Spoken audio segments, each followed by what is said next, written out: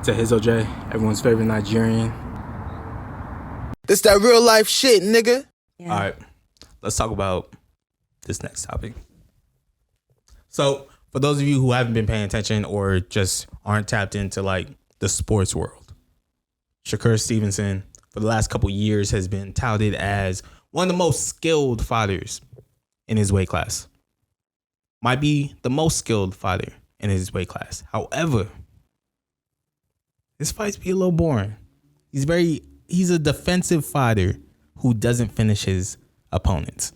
You know, at least when Floyd was being touted as like, oh, he just runs out of this and that because of how good he was defensively, he would still finish his opponents sometimes. He would still hype up the match. He was one of the best promoters we've ever seen in his lifetime. And before his hand injury, he was smacking niggas. Yeah. He was dropping niggas. Early in his career, he was Floyd knocking niggas out. He was smacking y'all. So Shakur, he don't let his hands go. And so now we're in a situation where everybody obviously is going to, make comments on it. Even his own corner, Andre Ward, Terrence Crawford, let him know like, hey, yo, when you in that ring, he can't touch you, but you gotta start letting your hands go, because if not, you giving the other fighter a chance, because obviously in any fight, you're gonna have a puncher's chance. These are professionals. Cam and Mase and Stat Baby, shout out Stat Baby. Shout out Stat Baby. It is what it is. Obviously, they're sports podcast. So, do you have a question? Who is Stat Baby? Treasure Wilson. I got you. She is their lead anchor, and pretty much like I watched all the videos you sent me. It was such chaos. I was like, I'm gonna just she holds down the fort for Cam and Mase essentially. Very good at her job, very professional. This is who we love. Oh, she's very cute. Yeah, shout out Stat Baby. Shout out. Stupid. Oh shit. I swear. See, I swear. No. No, you guys, no. Don't edit that out. Keep that shit in there. Get off my mic. No, he did it on purpose. And he knows he did it on purpose. Oh, I lost it. It's gone. Oh. Whatever. I saw it. No. He knows. It be happening on accident. Imani opened TikTok. That's crazy. She got a TikTok. I don't know. I was on Instagram.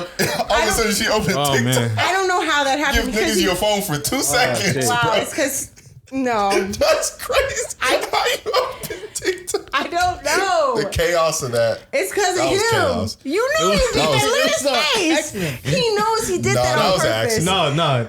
Thank you. Henry, please. It's in the same position as a Henndawg. It's on the same position. I just had it on the wrong screen.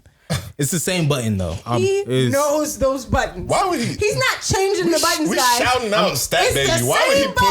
Why would he say stupid? To me for not knowing who. So when they look at him, all he knew is see, that's she got crazy. you. She got you. No, I'm saying that's the conclusion you drew from him pressing stupid.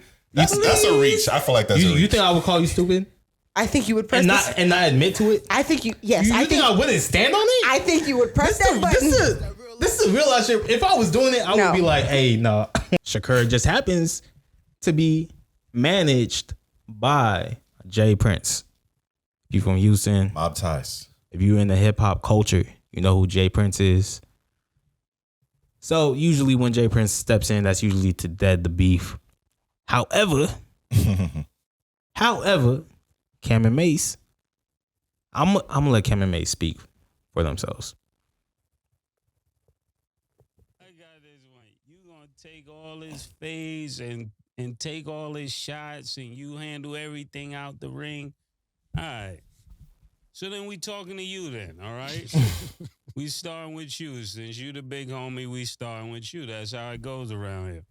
I want to just start off by saying you are so lacking self-awareness. Like when you give such a lackluster performance, and then you think you can make threats to people because you gave a lackluster performance, pause.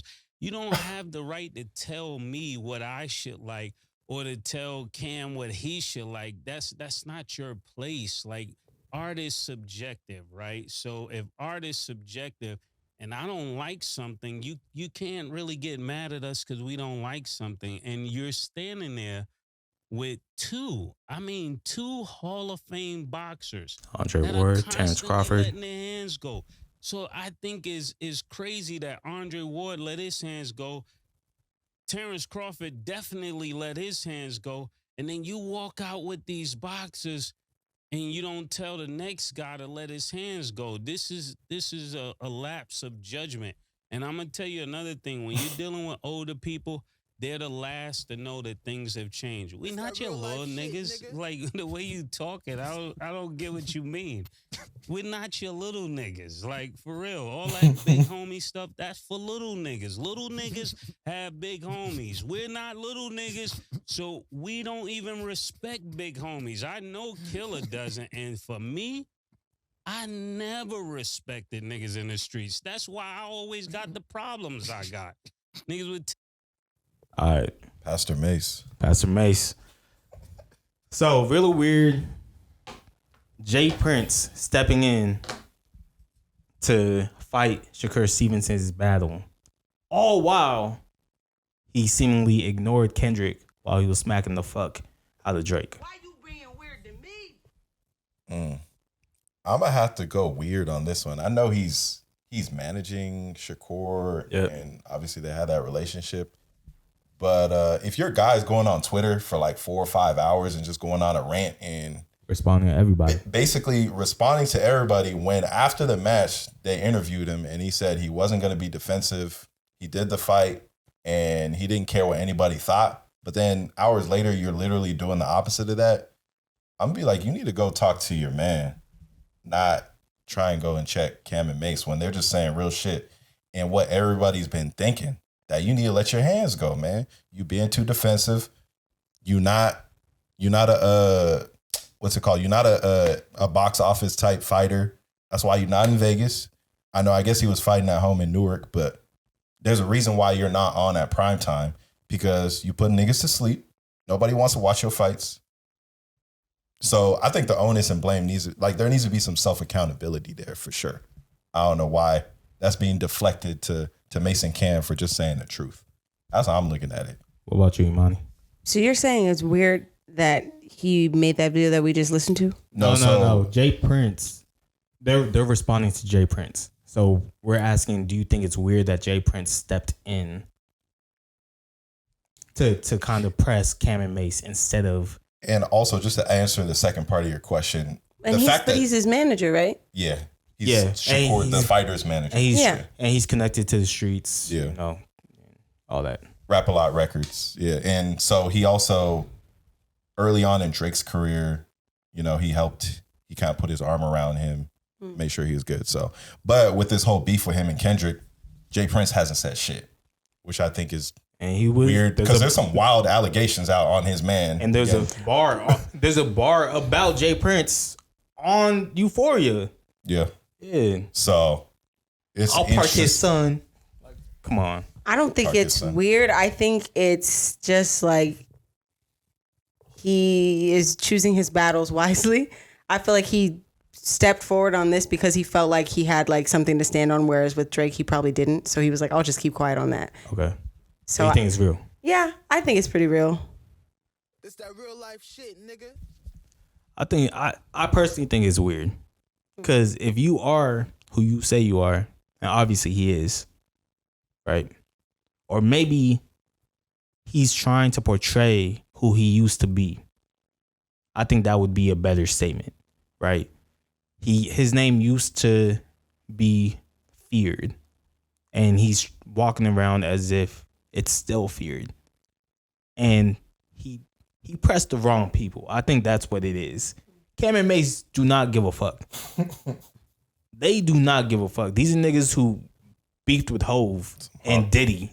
Like Harlem ass niggas. Like those are niggas that do not care, bro. So I think if you are picking your battles, I think you probably could have said something about Kendrick, and Kendrick probably wouldn't even have acknowledged you.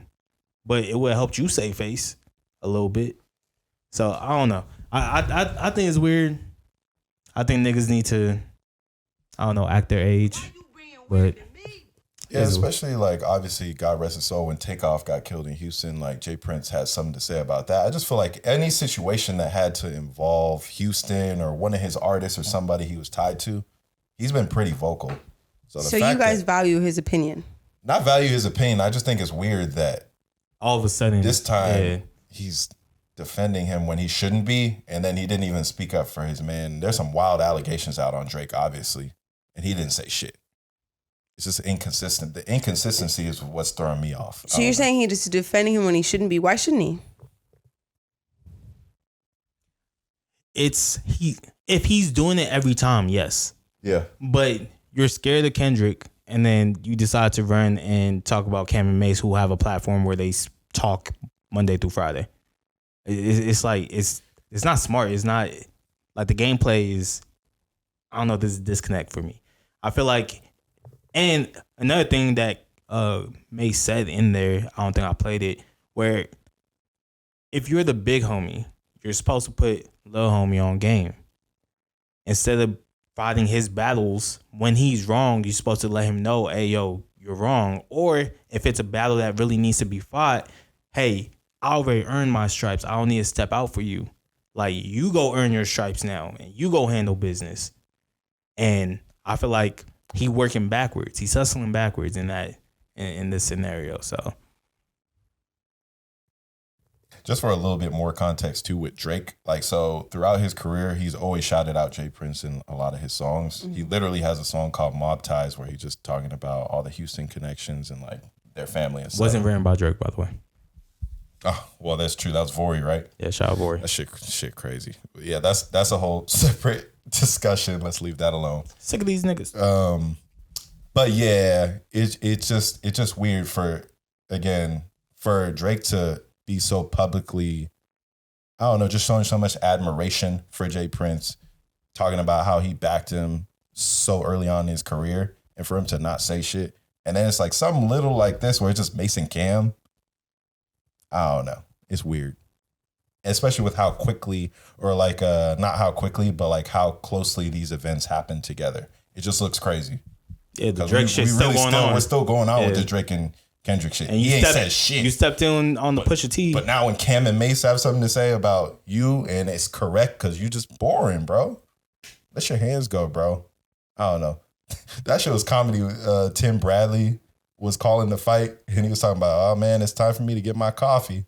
Like you that boring to where like you have former fighters that are calling your fight that know what you about to do. You about to go 12 rounds and you're not going to actually let your hands go and like counter. You're just gonna be boring. It's like, that's crazy. I don't know. All right, let's move on.